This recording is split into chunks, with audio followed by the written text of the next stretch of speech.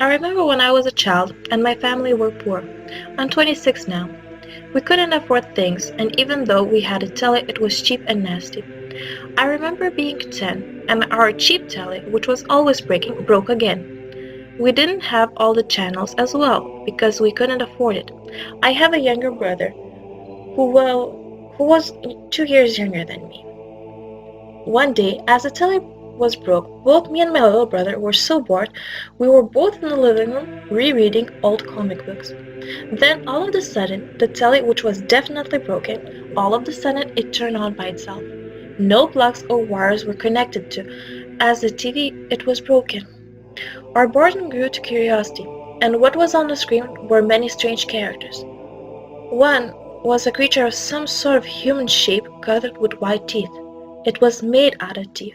The other character next to the teeth character was a skeleton. The other was a pirate. And the other two were a cloud and a ship with human features.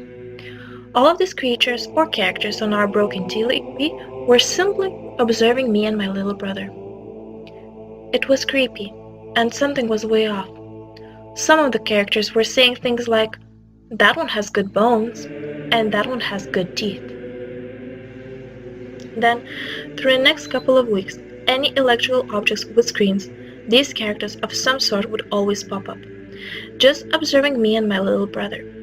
Things got even more terrifying when, even looking in the mirror at our own reflection, the characters would appear to observing the way we look. We both started to get similar dreams, and it would be in front of the characters. In our dreams we would hear constantly, "Candle Cove needs something new. Candle Cove needs something new." And then both me and my little brother would get surrounded by these characters and our limbs taken apart for experimentation. Both me and my little brother were somehow in the same dream. Then, one day, I saw these Candle Cove creatures in front of our broken telly. I started talking to them and asking them questions to know more answers to as what they were doing. "Why do you keep coming to our telly?" I asked. All of them at the character of all teeth replied to me, "We need a new character.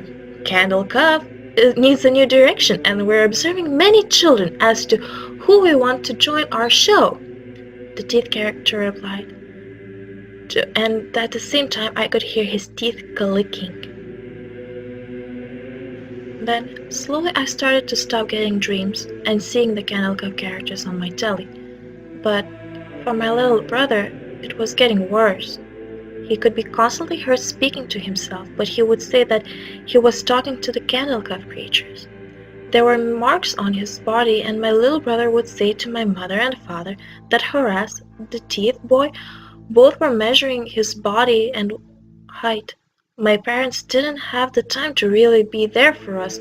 We were too poor to receive much medical or psychological attention. Then, one day, my little brother disappeared. My parents were distraught. The police and investigation team could find no evidence as to what must have happened to my little brother. It was one night he went to bed, and in the morning he was nowhere to be seen. I didn't say a word up to anyone about Candle Cove.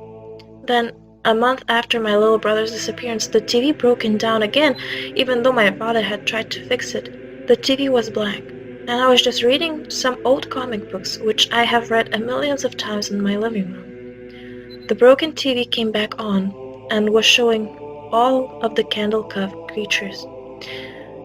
And there was a new character. It was my little brother, who was full of holes. His Candle Cove name was Holy. And my little brother called out to me. He was smiling and enjoying himself. He didn't seem to miss home at all. I only thought I was the only one who had experienced something like this. But the Candle Cove goes way back, as I have to find out on the internet.